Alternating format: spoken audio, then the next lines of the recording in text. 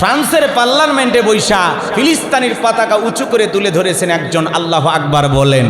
এইটা নিয়ে ফ্রান্সের পার্লামেন্টের সকল সদস্য খেপে গেছে, আবার কেউ কেউ বাহবা দিতেছেন।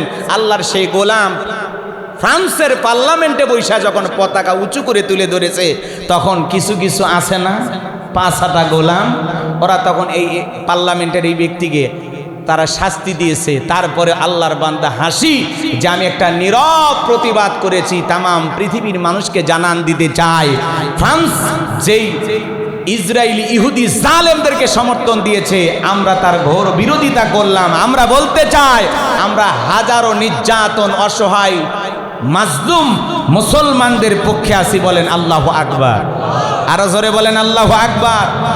পৃথিবীর অনেকগুলো রাষ্ট্র ফিলিস্তিনিকে স্বাধীন হিসেবে স্বীকৃতি দিচ্ছে, আলহামদুলিল্লাহ বলেন। অচিরেই আমরা বিশ্বাস করি, আজ হোক কাল হোক ফিলিস্তিনি মুসলমানেরা স্বাধীন হবে, কথা বলেন ঠিক কিনা? যে সমস্ত ইহুদি জালেমেরা জোর করে দখল করে বসবাস করতেছে, একদিন এই জালেমদেরকে ইমানদাররা হটায়া নিজের ভূমি, নিজের মাতৃভূমি রক্ষা করবে। একজন ইহুদির বাচ্চার ফিলিস্তিনের জমিনে জায়গা হবে না, কথা বলেন ঠিক কিনা? মুসলমানেরা রক্ত দিতে জানে, মুসলমানেরা পিছিয়ে যাওয়ার জাতি না, মুসলমানেরা এগিয়ে যাওয়ার জাতি, কথা বলেন ঠিক কিনা? তামাম পৃথিবীর মুসলমানেরা যদি একবার ঐক্যবদ্ধ হয়, একটা হুঙ্কার মারে, এরকম হাজারো ইহুদি জালেমেরা এই জমিন থেকে পালানোর জন্য গর্ত খুঁজে পাবে না, কথা বলেন ঠিক কিনা?